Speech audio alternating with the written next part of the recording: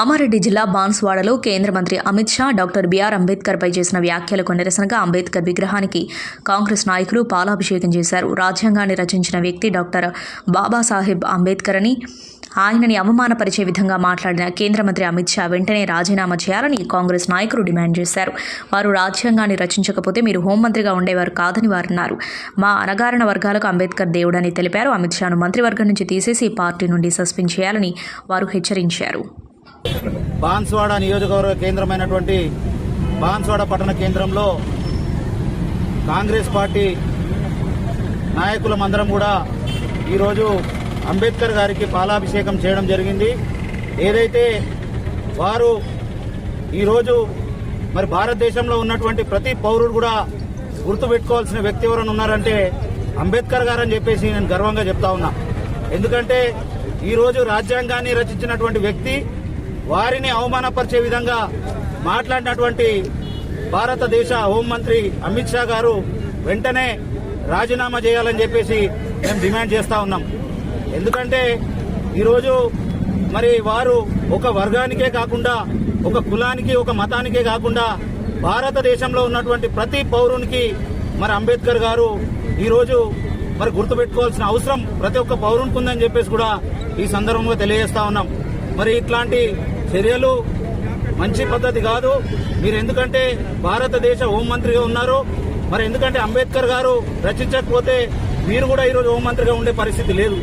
ఎందుకంటే వారు రాజ్యాంగాన్ని మరి ఈరోజు వారు రాజ్యాంగం రాస్తేనే మరి భారతదేశంలో ఉన్నటువంటి ప్రతి పార్టీ, ఈ పార్టీ ఆ పార్టీ అని కాకుండా మరి ప్రతి ఒక్కరికి సమన్వయం చేసినటువంటి అంబేద్కర్ గారిని విమర్శించడం అనేది హాస్యాస్పదం.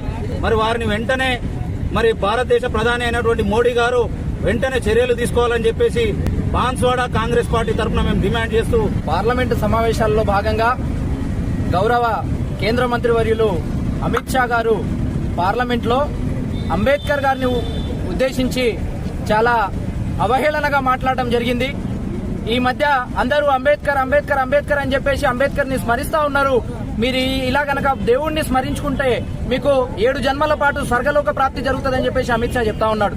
ఈ రోజు ఈ దేశ పౌరులుగా కాంగ్రెస్ పార్టీ తరఫున మేము చెప్తా ఉన్నాం, ఈ దేశంలో నీ వంటి మనువాదులు ఎవరైతే ఉన్నారో, నీలాంటి మనస్తత్వంతో ఉన్నటువంటి మనువాదులు ఈ దేశంలో అణగారిన వర్గాలను చాలా రకాలుగా అహింసలకు గురి చేసి అవస్థలకు గురి చేస్తా ఉన్నప్పుడు, ఈ భారతావని అణగారిన వర్గాలకు నరకంగా ఉన్నప్పుడు ఆ నరకంలో నుంచి వారిని బయటకు తీసుకొచ్చింది బాబాసాహెబ్ అంబేద్కర్. ఆ బాబాసాహెబ్ అంబేద్కర్ తప్పకుండా మాకు దేవుడితో సమానమే. మేము తప్పకుండా బాబాసాహెబ్ అంబేద్కర్ పేరుని ఈ దేశం మీద పుట్టినటువంటి ప్రతి బిడ్డ స్మరిస్తూనే ఉంటాడు. నువ్వు రామకోటి రాసుకున్నట్టు బాబాసాహెబ్ అంబేద్కర్ కోటిని కూడా రాసుకుంటాడని చెప్పేసి ఈ సందర్భంగా తెలియజేస్తా ఉన్నాం. ఈ సందర్భంగా కాంగ్రెస్ పార్టీ తరఫున, ఈ దేశ బహుజనుల తరఫున భారతీయ జనతా పార్టీకి మేము హెచ్చరిస్తా ఉన్నాం.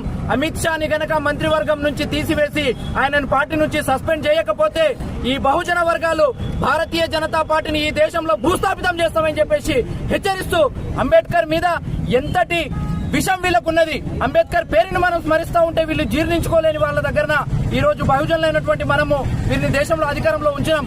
కాబట్టి బహుజనులంతా ఏకమై ఈ బీజేపీని భూస్థాపితం చేసేటటువంటి పనిలో నిమగ్నం కావాలని తెలియజేసుకుంటూ, Hi everybody, this is Kiriti Damaraju.